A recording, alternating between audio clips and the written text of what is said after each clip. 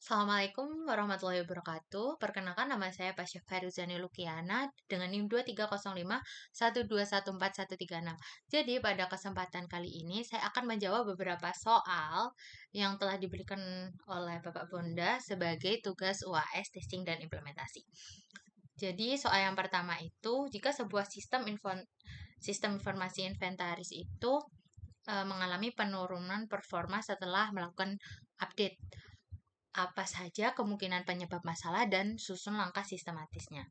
Jadi jawabannya adalah memang setelah pembaruan itu biasanya ada eh, masalah yang bisa menurunkan performa.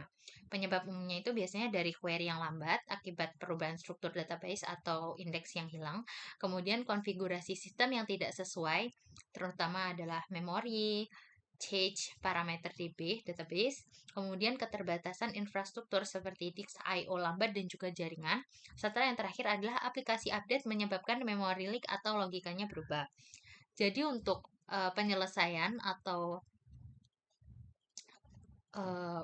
untuk menangani masalah tersebut itu dibagi menjadi 5 fase. Fase pertama adalah identifikasi dan analisis awal, di mana di sini dilakukan dokumentasi waktu dan gejala masalah. Kemudian juga membandingkan kondisi sebelum dan sesudah update. Kemudian juga bisa melakukan analisis log, pantauan CPU, RAM atau disk I/O. Kemudian fase kedua atau analisis database. Jadi di sini kita melakukan cek execution plan, index dan juga statistik, kemudian optimasi query, report index dan gunakan query hints. Jadi di sini tuh kita mengoptimasi query, membangun lagi indeksnya dan juga bisa menggunakan query hints atau sebagai acuannya. Kemudian yang ketiga ada analisis aplikasi, di mana di sini kita akan membandingkan kode yang lama dengan kode yang baru. Utamanya untuk mengevaluasi caching, memory usage, kemudian lakukan unit dan load test. Kemudian yang fase 4 adalah analisis infrastruktur. Jadi di sini kita bisa melakukan audit server, storage, dan juga jaringan. Kemudian juga bisa melakukan tuning konfigurasi, cek load balance, dan pertimbangkan update hardware. Kemudian fase yang nomor 5 adalah implementasi solusi dan validasi. Di sini kita memperbaiki berdasarkan prioritasnya, kemudian menyiapkan rollback plan atau plan lanjutan. Jangan lupa dengan uji performa dan pantau secara real time, dan juga gunakan dokumentasi untuk pencegahan ke depan. Selanjutnya adalah soal nomor 2. Jadi soal nomor 2 adalah jika kita ditugaskan untuk merancang skenario pengujian beban, bagaimana merancang pengujian tersebut dan metrik apa yang penting digunakan. Jadi pada metodologi perancangan beban di sini pada yang pertama kita lakukan adalah menganalisis kebutuhan sistem dan perilaku pengguna. Kemudian simulasi penggunaan simultan berdasarkan data historisnya. Jadi dilihat dari data historisnya. Kemudian kita bisa memasukkan ke dalam rumus ini. Average hourly session. Kita bisa masukkan ke dalam rumus ini. Perhitungan average current users. Kemudian skenario-nya itu ada skenario normal, ada peak, log, hingga stress testing. Kemudian desainnya harus user journey realistis, yaitu beragam durasi dan aktivitas. Jadi kemungkinan user itu bisa masuk dari mana saja, yang jelas itu sangat kompleks sekali. Kemudian juga kita menggunakan strategi seperti RAM up untuk membantu penyesuaian diri secara bertahap saat jumlahnya meningkat. Kemudian sustained load testing untuk memastikan sistem tetap stabil saat digunakan dalam kondisi normal. Kemudian speed, dan juga yang terakhir ada speed testing untuk menguji apakah sistem bisa berjalan saat tiba-tiba banyak pengguna masuk sekaligus. Selanjutnya adalah infrastruktur dan environment pengujian. Jadi di sini kita menggunakan Cloud VM untuk simulasikan skala besarnya, kemudian lingkungannya harus menyerupai sistem produksi, load generator disebar secara geografis, dan juga infrastruktur pengujian dipantau untuk menghindari bias.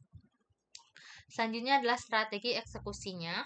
Jadi di sini kita mulai dari baseline load, kemudian naiknya secara bertahap. Kemudian smoke test dilakukan untuk validasi awal, memastikan fitur utama berjalan dengan baik. SOAK test dilakukan untuk menguji kestabilan jangka panjangnya dan juga koordinasi lintas tim dan dokumentasi yang wajib dilakukan untuk kelancaran pengujian. Yang dia adalah analisis dan interpretasi hasil. Jadi di sini kita membandingkan hasil dengan baseline dan history, kemudian mengidentifikasi threshold dan breaking point. Threshold itu adalah batas maksimal performa dan juga breaking point adalah titik gagal sistem. Kemudian kita menganalisis log, kode, dan infrastruktur bila ada masalah. Kemudian merekomendasikan perbaikan harus spesifik dan prioritas bisnis, serta melakukan pengujian ulang setelah perbaikan. Untuk metrik kinerjanya, kita di sini menggunakan beberapa metrik, yaitu response time dengan rata-rata median 95 sampai 99% untuk melihat kecepatan respon, throughput atau request per detik, resource usage, CPU, RAM, disk bandwidth, error rate, tingkat kestabilan sistem, database metric, query time, connection query, kemudian jaringan, latency, packet loss, kemudian metrik bisnis, transaksi sukses, sesi pengguna. Selanjutnya adalah soal yang nomor 3, di mana dalam proses implementasi sistem baru itu pasti menghadapi banyak sekali resistensi dari bagian pengguna utama, resistensi. Terus kemudian bagaimana strategi untuk mengatasi hal tersebut. Jadi memang benar, memang seringnya seperti itu, banyak resistensi. Biasanya itu muncul karena kekhawatiran atau rasa takut tidak mampu beradaptasi dengan perubahan. Jadi kita memilih beberapa strategi, ada 7. Jadi yang pertama adalah memahami alasan psikologis. Jadi resistensinya itu memang reaksi alami terhadap perubahan. Jadi biasanya seseorang tuh takut tidak mampu beradaptasi dengan perubahan tersebut. Itu penyebabnya adalah status quo bias, loss aversion, dan rasa tidak mampu. Kemudian komunikasi yang transparan. Jadi kita menjelaskan alasan dan manfaat dari fitur sistem baru tersebut. Kemudian juga melibatkan pengguna dalam dialog dua arahnya. Jadi sering ada feedbacknya. Kemudian menceritakan sukses pengguna awal, tingkatkan kepercayaan. Kemudian keterlibatan dan partisipasi pengguna itu bisa mengajak pengguna untuk ikut merancang dan menyesuaikan sistem. Bentuknya bisa forum atau komite pengguna untuk memberikan masukan. Selanjutnya adalah pendekatan teknik adaptif. Ini bisa diimplementasikan secara bertahap ataupun paralel. Antar mukanya juga simple dan tutorial atau bantuannya itu interaktif. Kemudian ada pelatihan dan juga pengembangan kapasitas. Di sini bisa dilakukan pelatihan beragam seperti workshop, e-learning, mentorship. Terus juga gunakan gamifikasi untuk meningkatkan minat belajar dan juga sediakan support setelah pelatihan. Kemudian ada change champion internal, di mana identifikasi pengguna berpengaruh untuk menjadi duta perubahan. Jadi mengidentifikasi dan mengaktifkan pengguna yang antusias dan berpengaruh untuk membantu menyebarkan penerimaan sistem baru. Kemudian dilakukan monitoring dan evaluasi yang berkelanjutan untuk mengukur adopsi, kepuasan, dan hambatan secara rutin. Gunakan data feedback untuk perbaikan berkelanjutan. Soal selanjutnya adalah soal yang nomor 4. Sebuah sistem manajemen data sering mengalami ketidaksesuaian data antara berbagai modul. Identifikasi kemungkinan akar penyebab dan buat prosedur pemecahan. Jadi, di sini kita akan memecahkan akar masalah ketidaksesuaian data. Jadi masalah utamanya itu ketidaksesuaian data yang dapat mengganggu akurasi dan efektivitas operasional. Sumber masalahnya ada definisi berbeda, format tidak konsisten, dan juga integrasinya yang buruk. Akar masalah ketidaksesuaian itu ada definisi kata berbeda. Arti transaksi sukses itu berbeda antar timnya. Itu bisa menyebabkan konflik data yang berbeda karena definisinya sendiri sudah berbeda. Kemudian ada format tidak konsisten. Tanggal satuan penamaan tidak seragam, jadi beda-beda. Kemudian integrasinya lemah, di mana sistem lama dan sistem baru tidak sinkron. Kemudian versi datanya berbeda, modul menggunakan data dari waktu yang berbeda. Tata kelolanya lemah, tidak ada standar, perannya tidak jelas, dan koordinasinya minim. Jadi perlu dilakukan beberapa strategi pemecahan yang efektif. Yang pertama adalah menggunakan root cause analysis atau RCA. Secara teknis ini tuh validasi struktur dan juga alur data, kemudian proses bisnisnya itu evaluasi workflow dan input. Organisasinya adalah untuk meninjau kepemilikan dan koordinasi antar tim. Yang nomor 2, sinkronisasi dan integrasi data. Bisa menggunakan API, event-driven architecture, dan juga sistem integrasi yang real time. Yang nomor 3 ada monitoring dan validasi otomatis. Itu dashboard kualitas data dan alert untuk deteksi dini. Kemudian ada master data management. Master data management ini digunakan untuk satu sumber kebenaran untuk entitas yang penting.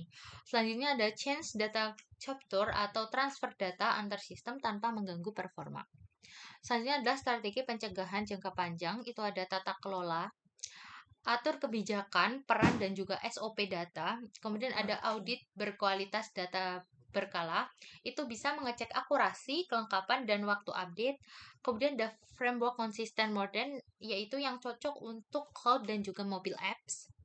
Kemudian perbaikan berkelanjutan atau review arsitektur dan pelatihan rutin untuk tim. Selanjutnya yang nomor 5 adalah saat pemeriksaan sistem berjalan, ditemukan bug yang sulit untuk direproduksi. Kita merancang pendekatan troubleshooting yang sistematis untuk menemukan dan memperbaiki bug tersebut. Jadi, bug yang sulit direproduksi itu tantangan yang besar ya. Karena ibaratnya kita nge-stuck gitu, nggak bisa berjalan. Definisi masalahnya adalah bug muncul hanya dalam kondisi tertentu.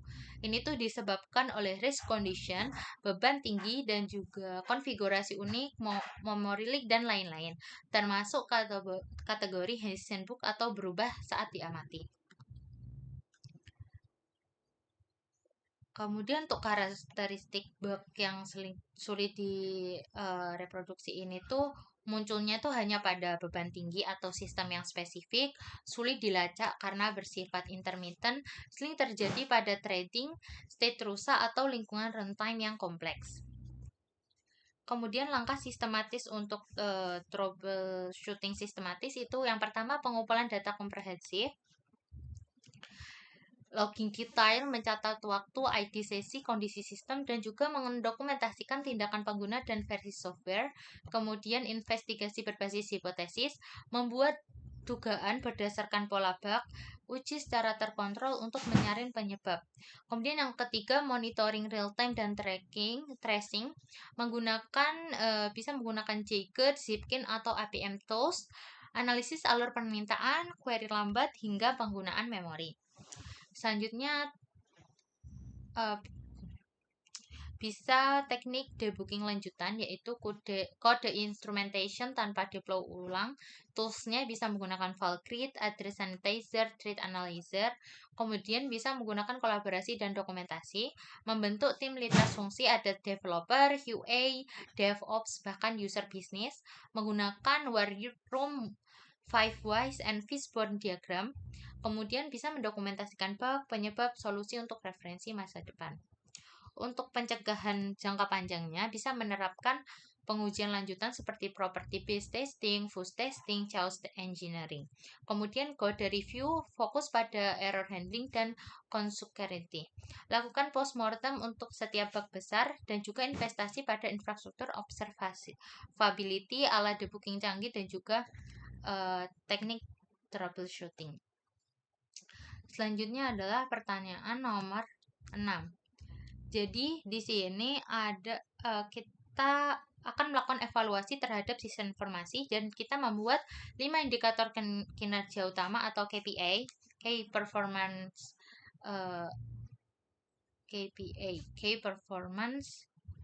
apa itu? Yang Anda pilih sendiri. Jadi Key Performance Indicators. Jadi di sini tuh ada yang pertama ketersediaan sistem. Ketersediaan sistem tujuannya sistem selalu bisa diakses, ukurannya menggunakan uptime monitoring, bisa menggunakan Nagios atau Zabbix. Target datanya 99%. Kemudian ada waktu respons, itu tujuannya sistem cepat merespon pengguna. Alat ukurnya bisa menggunakan API, New Relic, dan juga low test load runner. Kemudian targetnya itu kurang dari 3 detik untuk web dan kurang dari 1 detik itu untuk query. Kemudian ada kepuasan pengguna atau user satisfaction. Tujuannya sistemnya nyaman dan diterima pengguna. Bisa diukur dengan survei, NPS, helpdesk feedback. Kemudian target skornya itu 4 sampai 5, lebih dari 4 sampai 5 atau lebih dari 8 sampai 10. Kemudian ada kualitas data atau data quality index. Tujuannya itu datanya akurat, konsisten, dan juga valid. Alat ukurnya bisa menggunakan talent, SAS, data profiling, sampling. Targetnya lebih dari 95% kualitas datanya harus bagus. Kemudian yang terakhir adalah rasio manfaat biaya atau cost benefit ratio. Tujuannya untuk memberikan sistem nilai yang ekonomis, bisa menggunakan analisis ROI, benchmarking, dan juga efisiensi. Target idealnya kurang dari 1,5 rasio. ROI-nya kurang dari 15%. Kemudian untuk yang nomor 7 adalah jadi kita dapat permintaan untuk melakukan user acceptance UAT atau user acceptance testing pada sistem yang kompleks dengan berbagai tipe pengguna. Kita disuruh untuk merancang prosedur pengujian tersebut. Jadi ini tuh panjang ya teman-teman. Jadi saya singkat. Jadi di sini yang pertama adalah kita membuat kerangka UAT yang terstruktur, terdiri dari segmentasi pengguna. Ini ada power, regular, operational, admin. Dikelompokkan juga berdasarkan keahlian, peran, dan juga lokasi. Kemudian ada tahapan uji itu ada alpha test, internal developer, dan juga QA, beta test terbatas atau real user, kemudian full UAT atau semua segmen itu bisa waktunya 3-4 minggu. Kemudian ada prosedur pengujian. Yang pertama adalah pra pengujian. Jadi di sini menyiapkan environment yang realistis, kemudian rekrut user representatif, buat test case, 80 rutin, 15 error, dan 5 integrasi. Kemudian pelaksanaan mingguan. Jadi minggu pertama itu bisa menggunakan uji individu, minggu kedua kelompok kecil, minggu ketiga simulasi departemen, minggu keempat integrasi antar departemen. Kemudian metode pengumpulan data bisa menggunakan data kuantitatif seperti text time, sus, klik, error, atau kualitatif seperti wawancara, FGD, observasi, dan juga open feedback. Yang ketiga adalah manajemen dan analisis feedback. Jadi di sini dikategorikan menjadi 4, yaitu ada P1 critical, P2 high, P3 medium, dan P4 ada low. Analisisnya itu ada analisisnya itu menggunakan analisis metric impact dan juga frekuensi. Dan juga tematiknya itu diambil dari data kualitatif. Untuk solusi konfliknya, bisa menggunakan penilaian multikriteria, negosiasi stakeholder, dan juga solusi bertahap atau kustomisasi. Selanjutnya ada quality assurance atau di mana di sini yang pertama ada validasi data, di mana kita memeriksa kelengkapan, akurasi, dan konsistensi serta mengecek representasi dan juga bias dari data tersebut. Kemudian untuk mengatasi bias, mitigasinya kita bisa menggunakan randomisasi, pertanyaan netral, dan juga platform anonim, serta menggunakan fasilitator netral atau fasilitator dari pihak ketiga. Kemudian untuk pelaporan dan keputusan, dari struktur laporan WAS sendiri itu berupa rekasan eksekutif, analisis data, dan rencana tindak lanjut. Untuk kriteria keputusannya ada yang go, itu lebih dari 85% puas, kurang dari 5 isu kritikal, ada go bersyarat 70-85% puas, kurang dari 15 isu, kemudian ada no go itu kurang dari 70% puas, dan lebih dari 15 isu kritikal. Kemudian lanjut pada soal nomor 8. Jadi di soal nomor 8 ini seperti yang kita ketahui banyak sekali laporan hasil uji yang tidak dapat dipertanggungjawabkan karena kurangnya bukti. Jadi kita di sini akan membuat pedoman dokumentasi pengujian yang dapat memastikan keabsahan setiap laporan. Jadi di sini ini juga panjang sekali, saya ringkas ya. Untuk panduan lengkapnya itu dari struktur dokumentasi, yang pertama ada test plan. Test plan ini tuh isinya ada tujuan, ruang lingkup, strategi, resiko, jadwal, dan kebutuhan lingkungan. Kemudian ada test case, di sini termasuk ID, judul, keterkaitan, requirement, langkah uji, data, hasil, dan juga status. Kemudian pelaksanaan uji, ada catatan sesi, log, laporan, masalah, ringkasan hasil harian. Ini ke pelaksanaan uji yang nomor 3. Kemudian ada bukti pengujian. Bukti pengujian ini ada visual, itu bisa berupa screenshot, rekaman layar, atau anotasi. Kemudian ada juga yang teknis seperti log system, snapshot database, dan juga traffic jaringan. Yang ketiga ada prosedural atau checklist, ada manifest data, tanda waktu, dan juga log keputusan.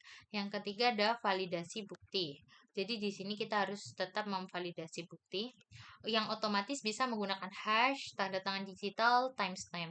Kemudian yang manual bisa review rekan, validasi stakeholder, dan juga audit trail. Cross validation antar bukti. Kemudian ada pelaporan DeFi. Jadi setiap bug itu harus dilaporkan ID, deskripsi, tingkat keparahan, prioritasnya. Kemudian bukti pendukungnya, langkah reproduksinya, dan work around-nya. Siklusnya itu ada temuan, kemudian ada analisis, ada perbaikan, verifikasi, dan juga penutupan. Selanjutnya adalah sistem dokumentasi otomatis. Toolsnya bisa menggunakan TestRail, Zapier, dan juga Jira. Fiturnya dokumentasi otomatis, traceability, integrasi CI atau CD, dan juga dashboard pelaporan. Ada quality assurance dokumentasi, yaitu review berlapis, tester, rekan ahli, stakeholder, kriteria, kelengkapan, konsistensi, replikasi, standar industri. Kemudian ada metrik, bukti lengkap, skor traceability, waktu review, dan juga kepatuhan. Nah, di sini tuh ada pertimbangan legal dan kepatuhan. Jadi ada standarnya sendiri, itu ada IAA 829, ISO 29119, FDA 21 CFR Part 11, GDPR, PCSI DSS, ISO 27001. Kemudian perlindungan hukumnya itu buktinya ilegal, rantai bukti, audit, dan juga penyimpanannya harus aman. Kemudian untuk soal yang nomor 9, menjelaskan tantangan-tantangan utama yang mungkin terjadi dalam sistem informasi di organisasi, perubahan budaya digital, dan usulkan solusinya. Jadi ada beberapa tantangan utama. Yang pertama adalah resistensi terhadap perubahan. Biasanya karyawan itu takut dengan teknologi baru, nyaman dengan cara lama, dan khawatir akan kehilangan pekerjaan. Kemudian ada integrasi sistem legasi, di mana sistem sulit diintegrasikan menyebabkan fragmentasi data dan juga proses. Kesenjangan keterampilan digital, yaitu minim pelatihan, banyak karyawan belum kompeten digital. Kemudian ada kualitas dan tata kelola data. Datanya itu tersebar, duplikat, tidak konsisten, dan susah diakses. Kemudian yang kelima ada keamanan cyber. Jadi risiko serangan cyber itu dan kebocoran data itu lebih besar memang, meningkat. Kemudian ada perubahan budaya organisasi. Itu biasanya budaya birokratis dan tidak mendukung kolaborasi yang bisa menghambat perubahan. Untuk solusinya ada solusi teknis. Yang pertama modernisasi dan integrasi sistem, bisa API, microservice, ETL, terus cloud hybrid. Peningkatan literasi digital bisa menggunakan LML, platform adopsi digital, pelatihan simulasi atau VR. Kemudian pengelolaan data bisa data cleansing, master data management, dashboard monitoring. Untuk penguatan keamanan bisa Zero Trust, SIEM, dan DevSecOps. Kemudian untuk solusi manajerialnya itu manajemen perubahan, framework router atau ADKAR, pemimpin sebagai agen perubahan, pengembangan kepemimpinan atau pelatihan pimpinan, komite transformasi, desain organisasi adaptif, bisa menggunakan agile, lintas fungsi, center of excellence, optimalisasi sumber daya, daya alokasi anggaran bertahap, pemetaan kompetensi, dan juga kemitraan vendor.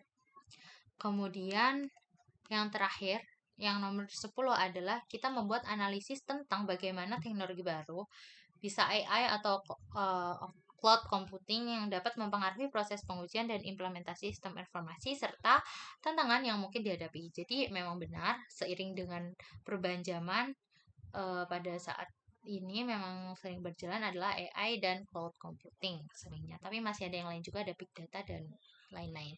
Tapi di sini saya menggunakan AI dan cloud computing. Jadi perannya itu bisa mengotomatisasi cerdas karena AI itu mempercepat pengujian dengan menggunakan pola bug dan membuat skenario uji otomatis. Kemudian bisa memprediksi resiko. AI itu bisa memprediksi bagaimana sistem yang rawan error untuk fokus pada pengujian. Kemudian pembuatan test case otomatis. AI bisa membaca requirement dan juga membuat test case yang bisa meningkatkan cakupan pengujian. Selanjutnya ada peran cloud computing dalam pengujian dan juga implementasinya. Lingkungan pengujian itu fleksibel. Jadi cloud computing itu mendukung pengujian paralel tanpa infrastruktur fisik. Efisiensi biaya. Jadi bayarnya itu sesuai dengan pemakaian, hemat investasi infrastruktur. Kolaborasi global memudahkan kerja tim lintas lokasi secara rutin. Jadi kan cloud computing itu bisa dilakukan oleh banyak orang dengan tempat yang berbeda-beda. Kemudian untuk integrasi AI dan cloud, ini tuh bisa mengkombinasikan daya komputasi cloud dan AI untuk mengoptimalkan otomatisasi dan analisis. Kemudian juga bisa menggunakan pengujian performa otomatis di mana AI memonitor performa sistem cloud dan alokasikan sumber daya secara otomatis. Kemudian untuk tantangan dan implementasinya, secara teknis itu butuh keahlian AI. Datanya juga harus berkualitas, sulit diintegrasikan untuk sistem yang lama. Untuk keamanan dan privasi, memang resiko kebocoran data itu lebih tinggi dan kita menjadi lebih ketergantungan pada vendor cloud. Yang ketiga adalah tantangan organisasi, di mana biaya awalnya tinggi, resistensi budaya dan manajemen perubahannya sulit. Jadi itu saja yang dapat saya jelaskan pada kesempatan kali ini. Apabila ada kurang lebihnya, saya mohon maaf. Wassalamualaikum warahmatullahi wabarakatuh.